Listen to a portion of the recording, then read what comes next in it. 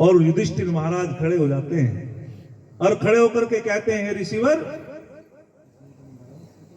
मैं नहीं समझ पाया। तो उसने क्या पूछा, हे राजन क्या तेरा वेद पढ़ना सफल है? क्या तेरा ये वेद पढ़ना सफल है? क्या तेरा धन भी सफल है? क्या तेरी पत्नी भी सफल है? क्या तेरा सुनना भी सफल है? 4 बातें पूछ ली। महाराज युधिष्ठिर खड़े हो जाते हैं, खड़े होकर के कहते हैं, ऋषिवर मेरा शंकाओं का समाधान करो। और क्या कहते हैं, कथम वै वेदा सफला, कथम वै धनम सफलम, कथम वै दारा सफला, कथम वै श्रुतुम सफलम। हे ऋषिवर मैं पूछना चाहता हूं कि मेरा वेद पढ़ना सफल कैसे होगा, मेरा धन सफल कैसे होगा, मेरी पत्नी सफल कैसे होगी, और मेरा सुनना सफल कैसे होगा। और ऋषिवर उत्तर देते हैं, क्या कमाल का उत्तर देते हैं। ऋषि कहते हैं, तो सुनो राजन, अग्निहोत्रम सफला वेदा। क्या गजब की बात की शास्त्री। मैंने भी सोचा अंतिम सत्र है, आध्यात्मिक प्रवचन करना चाहिए। दिन में मैंने बहुत आपका खून गर्म कर दिया था, मगर थोड़ा सा आध्यात्मिक संतुलन बन जाएगा। क्या कहा, अग्निहोत्रम सफला वेदा। हे राजन, जो अग्निहोत्र करता है उसका वेद पढ़ना सफल है, और जो अग्निहोत्र नहीं करता उसका वेद पढ़ना सफल नहीं। और वे कहते हैं ऋषिवर कि वेदों में 1184 बार आया है कि संसार के लोगों तुम अग्निहोत्र करो। और हमारे ऋषिवर कहते हैं, महर्षि याज्ञवल्क जिन्होंने शतपथ ब्राह्मण ग्रंथ की रचना की, जो एक बहुत बड़े वैज्ञानिक ऋषि माने गए, न जाने महाराजा जनक की सभा में कितने शास्त्रार्थ हुए, लेकिन मैंने भी कई बार उपनिषद पढ़े हुए, किसी से पराजित नहीं हुए, किसी से पराजित नहीं हुए। और उन्होंने कहा, यज्ञो वही सर्वश्रेष्ठतम कर्म। हे संसार के लोगों, यदि संसार के अंदर सबसे श्रेष्ठतम कर्म है तो वो अग्निहोत्र है। जो भी हम कर्म करते हैं, शुभ कर्म करते हैं तो श्रेष्ठ कर्म होते हैं, लेकिन जब अपने घर में यज्ञ करते हैं वो श्रेष्ठतम हो जाता है। बोले क्यों? ताली में भी तालमेल नहीं है। कोई बात नहीं। बोले क्यों? भौतिक प्रसाद को हर व्यक्ति ग्रहण नहीं कर सकता। आज तो जमाना इतना खराब हो गया भाई साहब, गांव में रहना दुर्भर है। मैं तो भैया से कहता हूं, मुझे भी एक कमरा अपनी बराबर में दिला दो। मेरठ में प्रचार मेरा बहुत चलता रहेगा काम। गांव में बड़ा द्वेष भावना हो गई, मैं गलत नहीं कह रहा जी, बहुत द्वेष भावना गांव में। जो आदमी शहरों में है ना वो सुरक्षित है, हमारे जैसे व्यक्ति को तो वास्तविक ही, या भैया आपसे निवेदन करेंगे या स्वामी जी से करेंगे, आश्रम में रहेंगे कहीं, लेकिन प्रचार तो करना ही करना है। आइए, वैसे उस गांव में भी हम वेद का प्रचार कर रहे हैं, साला है, लेकिन फिर भी मेरा जो कहने का मतलब है कि हमें साधना की तरफ भी बढ़ना है। अभी तो हम तुम्हारे लिए काम कर रहे हैं, अपने लिए काम नहीं कर रहे भाई। अपने लिए काम तब करेंगे जब स्वामी करमवीर जी के सानिध्य में रहेंगे और साधना करेंगे। साधना का भी समय कम मिल रहा है, लेकिन फिर भी वेद का प्रचार कर रहे हैं। मैं सच बता रहा जी। और कोई भी जो है वेदों का बड़ा विद्वान नहीं होता। ये जो सारी बात मैं बता रहा हूं, हम फूल के बड़े कुप्पा हो जाते हैं। आर्य जगत के सुप्रसिद्ध विद्वान, वेदों के प्रकांड पंडित, मैं सच बता दूं, हमारी अपनी कोई अनुसंधान नहीं होता। मेरा ही नहीं, केवल इस संसार के अंदर जितने भी विद्वान हैं, ये सब ऋषि महर्षियों का अनुसंधान पढ़ करके हम तुम्हारे सामने बोलते हैं। क्या मैं गलत कह रहा हूं?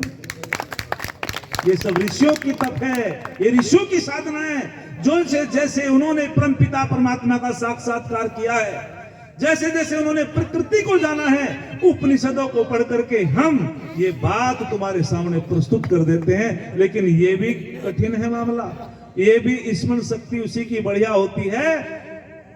मौखिक प्रवचन वही कर सकता है जो ब्रह्मचर्य का पालन करता है, उसकी स्मरण शक्ति बढ़िया होती है। और जिसकी स्मरण शक्ति कमजोर होती है वो बीच में घनश्याम प्रेमी कह रहे भजनोपदेशक कि टिट्टी लिल्ली लिल्ली हो जाओ भूल जाओ, फिर आदमी मामला गड़बड़ है। बोले यार ये तो कोई बताने वाला भी नहीं पीछे।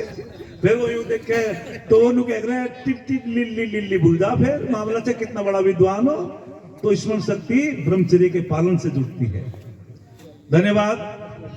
अच्छा, भ्राता जी का आशीर्वाद तो मिलता ही रहता है, कोई बात नहीं है, तो बहुत प्रेम करते हैं, स्नेह करते हैं। और ये भी 500 रुपए की धनराशि सभी विद्वानों को दे रहे हैं। जोरदार ताली स्वागत करेंगे, बहुत बहुत धन्यवाद। आइए मैं उस पे आता हूं। तो मैं जो आपके बीच में बता रहा था कि हमको ब्रह्मचर्य का पालन करना चाहिए। ब्रह्मचर्य के पालन से व्यक्ति की वाणी भी तेजस्वी होती है, ओजस्वी होती है। मुझे बड़ा अच्छा लगता है जब अजय को सुनते हैं ना, और मेरा भी नाम आ जाता। मैं जैसे आयु में बहुत बड़ा हूं, लेकिन वाणी ईश्वर की कृपा से ठीक है। आयु में बहुत बड़ा तो बालक है हमारा। ये जब छोटा सा बच्चा था तो हमारे कार्यक्रम में आया था, हमारा आशीर्वाद है इस बालक पर। लेकिन जब श्रोता यूं कहते हैं कि भाई ओजस्वी वक्ता है दोनों, क्योंकि कमजोर वाणी का प्रभाव भी नहीं पड़ता। अच्छा, कमजोर कोई भी चीज हो उसका प्रभाव नहीं पड़ेगा। और एक या तो मेरे मामा श्री आचार्य वीरेंद्र शास्त्री जी, ये मैं ईश्वर को साक्षात्कार करके कहता हूं, अभिमान की बात नहीं कहता। या तो आचार्य वीरेंद्र शास्त्री को भजनोपदेशकों के बाद में किसी वक्ता को सुन सकते हैं, या उसके भांजे कुंवरपाल को सुन सकते हैं, अन्यथा भजनोपदेशकों के बाद में वक्ता को नहीं सुनता व्यक्ति, उठ के चल रहे हैं। मैं गलत तो नहीं कर रहा, ये अभिमान की बात नहीं कर रहा मैं, ये स्वाभिमान की बात मैं कर रहा हूं। तो उन्होंने कहा अग्निहोत्रम वेदा सपला, जो अग्निहोत्र करता है। तो महर्षि याज्ञवल्क्य क्या कहते हैं कि हे संसार के लोगों, आपके भौतिक प्रसाद को कोई ग्रहण नहीं कर सकता। हो सकता है आपकी खीर न ले, द्वेष करने वाले यज्ञ में ना आवे, जो ईर्ष्या करते हैं वो आपका प्रसाद न ले, हलवे का ना ले। लेकिन ऋषिवर क्या कहते हैं कि जब तुम अग्निहोत्र करते हो, और वो अग्निहोत्र, वो हवि, जो भी आपने साकल्य पदार्थ उसमें चढ़ाया है, वो सारे वातावरण को सुवासित कर देती है। और जब वो सारे वातावरण को सुवासित कर देती है, जो हमसे द्वेष रखने वाला व्यक्ति है उसको भी शुद्ध कर देती है, उसके आंगन को भी शुद्ध कर देती है। और नासिका के माध्यम से जब वो अच्छी वायु को ग्रहण करता है, वो भी अपनी नाक पे हाथ नहीं रख लेता, वो भी उस सुगंधी को ग्रहण कर लेता है। और जिस कर्म के करने से शत्रु का भी भला होता हो, क्या उससे कोई श्रेष्ठतम कर्म होगा? बोलो। इसीलिए अग्निहोत्र करना चाहिए। और आज तो कमाल है साहब, एक व्यक्ति राहगीर आ गया और उसने, गर्मी का मौसम था, वो आया, उसने कि भैया थोड़ा पानी पिला दो। एक नौजवान खड़ा था अपने दरवाजे पर, उसने कि जी हमारा तो नलका खराब है। बोले पड़ोसी से ला दो, बोले इससे तो चल रही। बोले तीसरे वाले से ला दो, बोले इसके ऊपर तो चल ही रही। बोले भैया प्यास लग रही, चौथे घर से ला दे, बोले इसने तो चलवाई रखी। उनने कैसे गाँव में आ गया भाई। अच्छा, वैसे ही घूरे बिना मतलब का द्वेष, एक कोई लेना नहीं देना नहीं, एक दूसरे से आदमी वैसे ही घूर रहा, एक दूसरे पर वैसे ही जो है टोंट कसता है। लेकिन हमको द्वेष भावना से बचना है तो साधना करनी पड़ेगी। बिना साधना के हम द्वेष को जीत नहीं सकते। एक शब्द है स्नेह। स्नेह संस्कृत में आता है घी के लिए, और स्नेह कहते हैं हिंदी में प्रेम को। यदि हम स्नेह मर्यादाओं में करेंगे तो वो सुख का कारण बन जाता है। और यदि हम, जैसे एक नौजवान है, उसकी जब तक शादी नहीं होती तो वो जो है अपने माता पिता से बहुत स्नेह करता है, सुखकारी स्नेह करता है। शादी हो गई, माता पिता से स्नेह कम हुआ, पत्नी से ज्यादा हो गया। और जब पत्नी से ज्यादा हो गया तो दोनों जगह गड़बड़ हो गई। याद रखना, माता पिता से स्नेह कम हुआ, जहां स्नेह कम हो जाता है वहां द्वेष उत्पन्न हो जाता है, और जहां स्नेह बढ़ जाता है वहां राग उत्पन्न हो जाता है, और दोनों पतन के कारण बन जाते हैं। राग भी पतन का कारण और द्वेष भी पतन का कारण। और जो माता पिता से भी स्नेह करे, एक नौजवान की शादी हुई और नौजवान से एक मित्रगण ने कहा, अरे अभी तेरी नई नई शादी हुई है, पत्नी पे रोब जमा के रखना, नहीं गड़बड़ है। उसने कहा ठीक है जी। समझदार था नौजवान, पढ़ा लिखा था, संस्कारी था। उसने कहा मैं समझा रहा हूं, आर्य समाज के उपदेशक कहते हैं तुम्हारी नई नई शादी हुई है, संस्कार विधि पढ़ो, सत्यार्थ प्रकाश पढ़ो, आपका जीवन सुधरेगा, आदर्शवादी संतान होगी। क्यों अजय भाई? लेकिन आजकल के बच्चे क्या शिक्षा देते हैं? अरे तेरी नई नई शादी हुई है, पत्नी पे रोब जमा कर रखना, आनी गड़बड़ है फिर तेरे पे हावी हो जाएगी। एक ने कहा पत्नी किसे कहते हैं? मैंने कि जो पतित रास्ते से हटा करके अच्छे रास्ते पर लगा देती हो, उसका नाम पत्नी है। मैं बीएड कर रहा था डीपीएम में। एक लड़की ने कि मेरठ के, और दूसरी परिभाषा क्या है? मैंने कि दूसरी मत सुने, पहली ठीक है। बोले शास्त्री जी बताओ। मैंने कि जो पत्नी उसे कहते हैं जो पतित रास्ते से हटा करके अच्छे रास्ते पे लगा देती हो। जैसे रत्नावली ने उस तुलसीदास को पतित रास्ते से हटा करके महात्मा बना दिया था, उसका नाम पत्नी है। उसने कहा शास्त्री जी दूसरी भी परिभाषा है। मैंने कि दूसरी भी है, तीसरी भी है। बोले दूसरी परिभाषा क्या है? मैंने कि पत्नी उसे कहते हैं जो हर समय तनी तनी रहती है। अच्छा कहाँ गया था? वो भी तो पत्नी है। जो हर समय तनी तनी रहती है वो भी पत्नी है। बोले जी पहले वाली ठीक है। मैंने कि तो बस पहली का अनुकरण कर ले, वो भी पत्नी है। तो जब बच्चे की शादी हुई और उसने कहा रोब जमा कर रखना, बोले रोब जमा कर रखूंगा। तो वो एक शब्द बोलता था, जल्दी पानी गर्म कर दे, नहीं तो जल्दी चाय बना दे, नहीं तो जल्दी भोजन बना दे, नहीं तो। अब वो डरने लगी देवी, पता नहीं तो क्या करेगा महाराज, कांपने लगी। पड़ोस की एक वृद्धा थी, बुढ़िया थी। उसने की बेटी अपने घर से तो बड़ी स्वस्थ आई है, तुझे क्या हो गया? उसने की मेरे पति देव आए हैं। पति देव का वो इंग्लिश मैंने पढ़े नहीं, संस्कृत का मैं विद्यार्थी रहा। क्या बोल रहे हैं इंग्लिश में संदीप जी?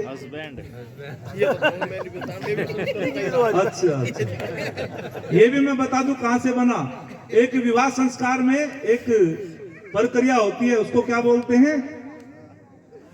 क्या जो कहीं हो नहीं, जहां से शब्द निकला शास्त्री जी, पाणी ग्रहण, हस्तबंधन, और हस्तबंधन का अपभ्रंश क्या है? बोलो हस्बैंड। अरे ताली तो बजा दो। ये वहां से निकला। जैसे ब्रह्मचारी का अपभ्रंश बैचलर, वो भी उसका अपभ्रंश है। तो वो कहता है जल्दी पानी गर्म कर दे, नहीं तो। उस बुढ़िया ने कहा जब इस प्रकार की भाषा बोले तो कह देना, नहीं तो क्या करेगा? बोले पिटाई कर देगा। बोले पिटने में नहीं दूंगी, मैं आ जाऊंगी तुरंत। वह नौजवान आया, उसने अपनी पत्नी से कहा जल्दी पानी गर्म कर दे, नहीं तो। वो चुप रही। उसने फिर कहा जोर से, जल्दी पानी गर्म कर दे, नहीं तो। बोले नहीं तो क्या करोगे? कि कुछ नहीं करूं देवी, ठंडे में नहाऊंगा। तो भैया गृहस्थी चलानी हो तो भाई साहब नरम गरम, यदि पत्नी गरम हो जाए तो पति को नरम हो जाना चाहिए, और यदि पति गरम हो जाए तो पत्नी को हो जाना चाहिए, तो गृहस्थी चलेगी। और यदि दोनों में क्षत्रिय बन गए तो वहां तो महाभारत होगा। जब वाणी बाण बन जाती है तो महाभारत होता है। अरे किसी ने बहुत सुंदर कहा था अपने पति को कि तुम जब भी आते हो गुस्से में बोलते हो, क्रोध में बोलते हो, तुम्हारी शान ना घटी होती, तुम्हारा रुतबा ना घटा होता। जो तुमने गुस्से में कहा एक बार हंस कर कहा होता। जिस बात को गुस्से में कहते हो उसे मुस्कुरा के बोल दो, शांति की स्थापना हो जाएगी। तो मैं आपके बीच में बता रहा था अग्निहोत्रम सफला वेदा। और दूसरी बात क्या कहते हैं, क्या कमाल की बात कहते हैं, धन किसका सफल होता है? धन। आहा, कमाल कर दिया ऋषि ने। तो वे कहते हैं दत्त भुक्तम धनम सफलम। आहा, धन की 3 गति होती है। प्रथम गति दान, दूसरी गति होती है भोग, और तीसरी गति होती है विनाश। यदि आप धन को बढ़ाना चाहते हो तो दान करो। यदि आप धन की वृद्धि करना चाहते हो तो अच्छी जगह दान करो, उसका उपभोग ठीक करो, बच्चों की पढ़ाई में लगाओ, अच्छे कार्यों में लगाओ। और यदि धन को तुम शराब में, जुए में लगाओगे, गलत जगह लगाओगे, दान नहीं करोगे, तो विनाश की तरफ चले जाओगे। मैंने एक पत्रिका में पढ़ा, कौन कहता है कि अधर्म के माध्यम से व्यक्ति बढ़ नहीं पाता, कि धर्म के माध्यम से व्यक्ति बढ़ता है? ऐसा भी नहीं है। और उस पत्रिका में पढ़कर के मैं आश्चर्यचकित हो गया। तो पत्रिका में लिखा कि कौन कहता है कि व्यक्ति अधर्म के माध्यम से, बेईमानी के कमाने से, धन कमाने से आगे नहीं बढ़ पाता? ऐसा भी नहीं बढ़ पाता है। जो बेईमानी से धन कमाता है वो जो है पृथ्वी पे उसका साम्राज्य हो सकता है, आकाश तक छा जा सकता है, यानी कि हेलीकॉप्टर, हवाई जहाज हो सकते हैं। लेकिन जब अंतिम पंक्ति पढ़ी कि जो अर्थ होता है, जो ईमानदारी से कमाया जाता है, धर्म के अनुकूल कमाया जाता है, वही अर्थ स्थायी होता है, वो सुख देने वाला होता है। हाँ, बेईमानी से धन कमा करके पृथ्वी पे साम्राज्य हो सकता है, आकाश में छा जा सकता है, लेकिन याद रखना, जब गिरता है तो चकनाचूर हो जाता है, चकनाचूर हो जाता है, उसे कोई उठाने वाला नहीं होता। अधिक व्याख्या ना करते हुए तीसरी बात पा जाऊं मैं। फिर कहा, पत्नी किसकी सफल है? सुनो माता बहनों, तुम्हारी बहुत वकालत कर रहा, लेकिन ताली नहीं बजा रही आप। कितनी वकालत कर रहा मैं तुम्हारी। यदि आप मेरी बात को ठीक प्रकार से सुनो, आज ही तुम्हारे घर में सुरग हो जाएगा। निश्चित रूपेण ओम की उपासना क्या करो, समय समय पर यज्ञ क्या करो, आचार्यों को बुला करके, विद्वानों को बुला करके अपने घर में यज्ञ क्या करो। और यदि गुरुओं के चक्कर में पड़ गई कि तन मन धन सब गुरु के अर्पण, और जो मोड़ बांध के गया तो पागल है, उसका कुछ नहीं भाई। कहां से फैला है पाखंड। एक जो है 15-15 दिन गुरुजी के आश्रम में गेहूं काट रही, उसने कहा पति देवता ने, देवी मैं रोटी हाथ से बना रहा हूं, मेरी क्या गलती है, और तू बताती भी नहीं, क्या करने जाती कि मेरे गुरु ने कहा कि गुरु मंत्र पति को भी नहीं बताना, और मैंने तो तन मन धन सब अर्पण गुरु के अर्पण कर दिया। उसने कहा मेरा विवाह संस्कार तेरे से हुआ था, और एक शर्त हुई थी वहां, जब विवाह संस्कार में आचार्य समझा रहे थे, और वहां बताई गई थी कि मैंने भी, आचार्य जी ने मेरे से कहलवाया था कि तुम्हारे लिए यदि कोई पूजनीय है, यदि तुम पतिव्रत का एक धारण करोगी, अपने पति में आस्था रखोगे, अनुराग रखोगी, निश्चित रूपेण आपके दोनों लोग सुधर जाएंगे। और मैं केवल मैंने कहा था कि यदि मेरे हृदय शासन पे कोई विराजमान होगा तो केवल मेरा पति होगा, मैं अन्य पुरुषों की तरफ को मुंह उठा करके भी नहीं देखूंगी। और पति ने भी कहा था कि मैंने भी तो कहा था कि यदि मेरे हृदय शासन पे कोई विराजमान होगी तो केवल मेरी पत्नी होगी। तू सारे वादे भूल गई और अब कह रही मैं तो गुरुजी की बात मानूंगी, तू मेरा क्या लगे। उसने शिकायत कर दी अपने ससुर से, बोले जी आपकी पत्नी 15-15 दिन वहां आश्रम में जाती है, बच्चों की रोटी नहीं बनाती, और अरे परमात्मा तो सब जगह है। उसके पिताजी ने अपनी बेटी को समझाया, वो नाराज होकर वो भी चली गई। उसने की बेटी अपने पति की बात मान, ये बहुत गलत है, क्योंकि तेरा विवाह संस्कार तो उससे हुआ, वो वर है तेरा। आचार्य चाणक्य कहते हैं कि स्त्रियों का गुरु उसका पति होता है। लेकिन कमाल हो गया, तो तब उसने कहा पिताजी मैं तो बिल्कुल जो है गुरुजी की बात मानूंगी, मैंने गुरु मंत्र ले लिया है, और जो है वो नाराज हो जाओ चाहे मेरे से खुश हो जाओ। तो तब कहा था उसके पिताजी ने कि यहां से जा, मैं तेरा सम्मान नहीं करता, क्योंकि तूने जो है अपने पति की बात नहीं मानती, मेरी बात नहीं मानती, और मेरे घर आने की जरूरत नहीं। तो वो क्या कहती है, धन धन सतगुरु तेरा ही आसरा, ना मुझे चाहिए पीहर ना मुझे ये सासरा। बात खत्म हुई। वैदिक संस्कृति पे यदि नहीं आओगी तो हमारा भला नहीं होगा। तो आइए भैया, ये तो 1.5-2 घंटे का व्याख्यान था मेरा। इस में आचार्य जी खड़े हो गए हैं, एक छंद कह करके अपनी वाणी को विराम दूंगा, कभी फिर मौका मिलेगा आपकी सेवा करूंगा। एक छंद बोल करके, बहुत सुंदर लिखा किसी ने, कहा है कि देखो हम जो वास्तविक रूप से जब तक हमारे जीवन में तप नहीं होगा हम आगे नहीं बढ़ सकते। जिसको मेहनत से बहाना पसीना आता है, फटा आंचल दुखी दुर्बल का सीना आता है, चाहता है औरों के जीने में अपना जीना, सच तो यही है लोगों दुनिया में उसी को जीना आता है, सच तो यही है लोगों दुनिया में उसी को जीना आता है। तो इन शब्दों को मनोरंजन में मत लेना, बड़ा पसीना बह